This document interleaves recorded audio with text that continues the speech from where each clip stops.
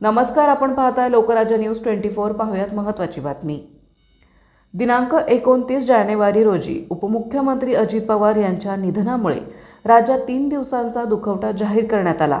त्यामुळे 12 जिल्हा परिषदा आणि त्यांच्या अंतर्गत 125 पंचायत समित्यांच्या सार्वत्रिक निवडणुकांच्या उर्वरित टप्प्यामध्ये बदल करण्यात आला असून 5 फेब्रुवारी 2026 ऐवजी आता 7 फेब्रुवारी 2026 रोजी मतदान, तर 7 फेब्रुवारी 2026 ऐवजी 9 फेब्रुवारी 2026 रोजी मतमोजणी होईल।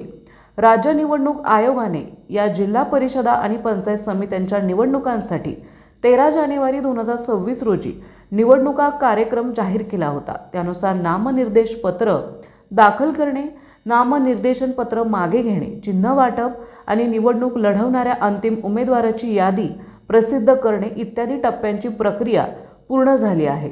त्यापुढील मतदान, मतमोजणी आणि निवडून आलेल्या सदस्यांची नावे राजपत्रात प्रसिद्ध करणे हे टप्पे शिल्लक आहेत।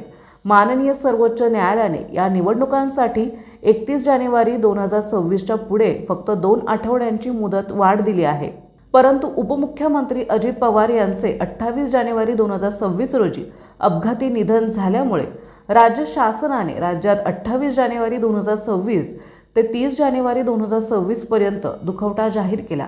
या कालावधीचा विचार करून जिल्हा परिषदा आणि पंचायत समित्यांच्या निवडणुकीच्या कार्यक्रमातील उर्वरित टप्प्यांमध्ये बदल करण्यात आले आहे। त्यानुसार संबंधित जिल्हाधिकारी सुधारित निवडणूक कार्यक्रमाची सूचना 31 जानेवारी 2026 रोजी प्रसिद्ध करतील।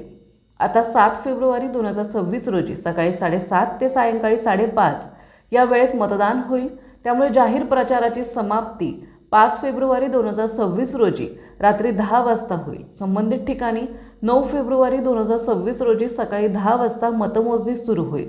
निकाल जाहीर झाल्यानंतर संबंधित ठिकाणांची आचारसंहिता संपुष्टात येईल। निवडून आलेल्या सदस्यांची नावे शासन राजपत्रात 11 फेब्रुवारी 2026 पर्यंत प्रसिद्ध केली जातील।